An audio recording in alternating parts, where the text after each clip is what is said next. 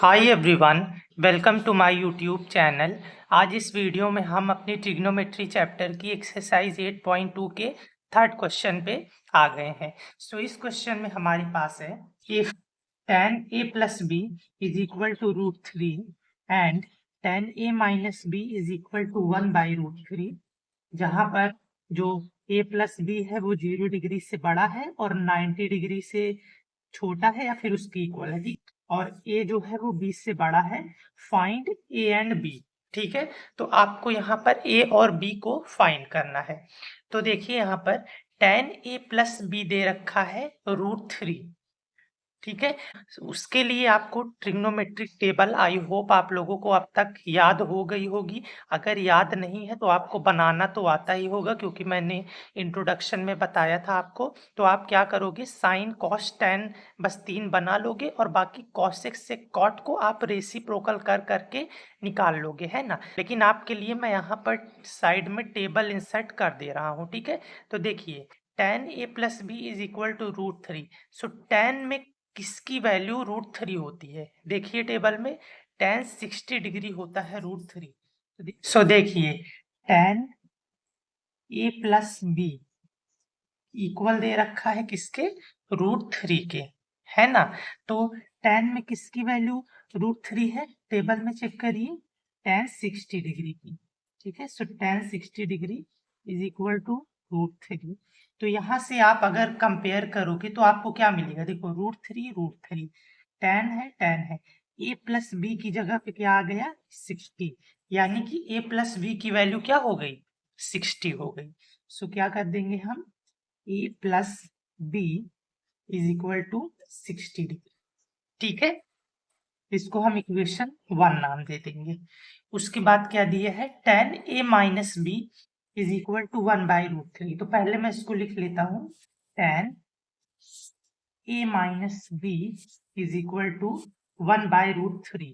ठीक है, देखिए tan में किसकी वैल्यू 1 बाई √3 होती है, टेबल में चेक करिए, tan 30 डिग्री की वैल्यू होती है। सो क्या लिखेंगे हम, tan 30 डिग्री होता है 1 बाई √3। सो देखिए यहाँ से a माइनस बी की वैल्यू कितनी आ गई 30 degree. So a minus B is equal to 30 degree. ठीक है, इसको हम इक्वेशन 2 नाम दे देंगे। अब हम क्या करेंगे, यहाँ पर देखिए इस इक्वेशन और इस इक्वेशन को ऐड करेंगे, एडिंग इक्वेशन 1 एंड 2। तो इक्वेशन 1 और 2 को ऐड करेंगे। तो देखिए क्या है, a plus B equal to 60 दे रखा है। ठीक है, दूसरा है a minus B is equal to 30। अब इसको ऐड कर देंगे, सो a प्लस ए 2a।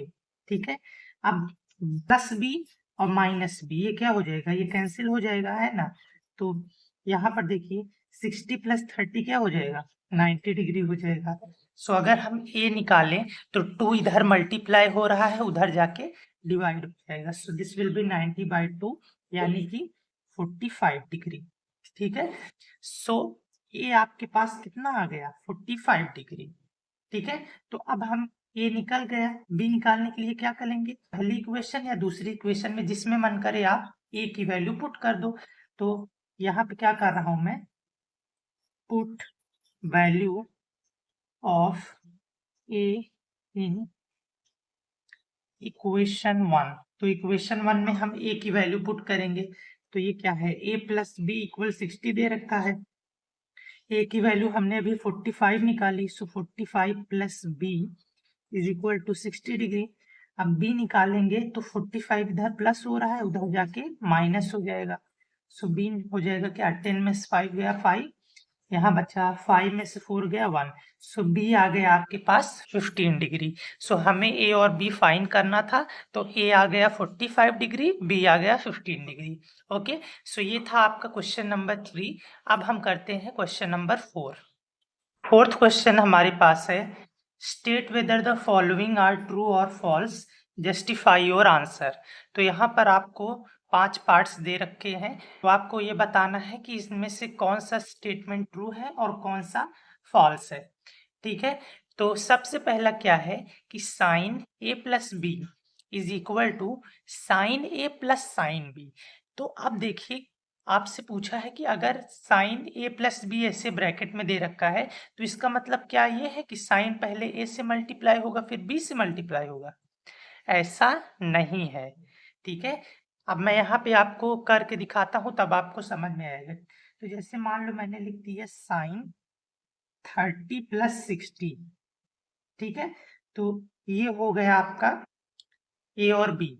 ठीक है, ये हो गया ए, ये हो गया B, is equal to sine 30 पहले मैं लिख देता हूँ। ठीक है, साइन 30 प्लस साइन 60। ठीक है, तो मैंने बस क्या किया कि ए की वैल्यू ली 30, बी की ली 60 और यहाँ पर भी ए की वही वैल्यू पुट कर दी और वही वैल्यू यहाँ पर भी बी की पुट कर दी। ठीक है, अब इसको सॉल्व करते हैं। तो देखिए साइन 30 प्लस 60 क्या होता है? 90 डिग्री, है ना? ये हो गया sine 90 degree. This is equal to sine 30 plus sine 60। ठीक है, अब देखिए साइन 90 की वैल्यू आपके पास क्या होती है, यहाँ पर टेबल में इंसर्ट करता हूँ। देखिए साइन 90 की वैल्यू आपके पास होती है 1। This is equal to sine 30 की वैल्यू क्या होती है? 1/2 प्लस साइन 60 की वैल्यू क्या होती है? √3/2। तो चलिए इधर तो 1 आ गया, अब इसको सॉल्व करते हैं। ये हो जाएगा 1 प्लस √3/2। ठीक है, बस यही हो गया। अब देखो क्या ये और ये इक्वल है? क्या left hand side right hand side के इक्वल है? ये इक्वल नहीं है, तो इसका मतलब ये पहला वाला गलत है। ठीक है, सो ये हो गया आपका स्टेटमेंट फॉल्स। ठीक है, ये गलत है। अब करते हैं दूसरा। So the value of sine increases as the theta increases. तो देखिए, तो आपसे पूछा है कि साइन की वैल्यू बढ़ती है जब आपका थीटा बढ़ता है। तो यहाँ पर मैं आपके लिए टेबल इंसर्ट कर रहा हूँ, आपको बनानी भी आती ही होगी। तो यहाँ पर इंसर्ट कर दिया मैंने टेबल। अब यहाँ पर देखिए सबसे पहले साइन 0 डिग्री की वैल्यू देखिए। साइन 0 कितना है? 0। ठीक है, फिर एंगल बढ़ते गया, पहले 30 हुआ, 45 हुआ, 60 हुआ, फिर 90 और 90 डिग्री क्या वैल्यू है? 1। तो देखिए 0 से कैसे वैल्यू 1 पे पहुंच गई? 0 छोटा था, 1 पे पहुंच गई, यानी वैल्यू बढ़ी है। थीटा जैसे जैसे बढ़ा, 30 था, 45 हुआ, 60 हुआ, 90 हुआ, वैसे आपकी वैल्यूज भी बढ़ती गई। ठीक है, तो ये वाला स्टेटमेंट क्या है? This statement is true. Okay, अब करते हैं तीसरा पार्ट। तीसरे पार्ट में है the value of cos theta increases at theta increases. तो देखिए टेबल यहाँ पर मैं फिर से इंसर्ट करता हूँ। अब देखिए कॉस की वैल्यू बोला है कि जब थीटा बढ़ता है तो क्या कॉस भी बढ़ता है? देखिए पहले थीटा 0 था, 30 था, 45 हुआ, 60 हुआ, 90 हुआ, है ना? तो 0 डिग्री पे क्या वैल्यू थी? 1। 90 डिग्री पे क्या वैल्यू हुई? 0। तो जैसे एंगल बढ़ा वैल्यू 1 से 0 हो गई, यानी कम हो गई। तो ये वाला स्टेटमेंट आपका फॉल्स हो जाएगा। ठीक है, यहाँ पर वैल्यू इंक्रीज नहीं कर रही, यहाँ पर वैल्यू डिक्रीज कर रही है। ओके, ये था आपका तीसरा पार्ट। फोर्थ पार्ट करते हैं। So sine theta is equal to cos theta for all values of theta. तो आपसे बोला है कि साइन थीटा और कॉस थीटा हर एंगल पे इक्वल होंगे। थीटा यानी थीटा चाहे जो वैल्यू हो वो इक्वल होंगे, तो ऐसा नहीं है। ठीक है, अगर आपसे ये पूछे कि साइन थीटा कॉस थीटा कहाँ पर इक्वल है, तो 45 डिग्री पे देखो इन दोनों की वैल्यू सेम है, 1/√2, 1/√2। लेकिन हर जगह पे वैल्यू इक्वल नहीं है। जैसे साइन 0 0 है तो कॉस 0 क्या है? 1 है। साइन 30 1/2 है तो कॉस 30 √3/2 है, यानी इक्वल नहीं है।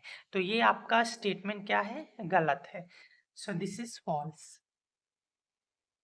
ओके, अब करते हैं last part. So cot A is not defined for A is equal to 0। तो आपसे बोला है कि जब आपका एंगल 0 हो जाए तो कॉट जो होता है वो नॉट डिफाइंड होता है। आप देखिए यहाँ पर tan 0 डिग्री की वैल्यू क्या है आपके पास टेबल में? tan 0 की वैल्यू है 0, है ना? और तो आपको पता है कि कॉट tan का उल्टा होता है। तो अगर tan 0 डिग्री 0 है तो cot 0 डिग्री क्या होगा, 0 का रेसिप्रोकल कर दो। तो 0 के नीचे कुछ नहीं है, अपॉन 1 है। अगर इसका आप रेसिप्रोकल करोगे तो 1 ऊपर चला जाएगा, 0 नीचे चला आएगा।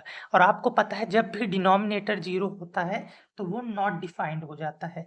तो देखिए नॉट डिफाइंड दिया हुआ है, तो यानी ये स्टेटमेंट आपकी ट्रू है।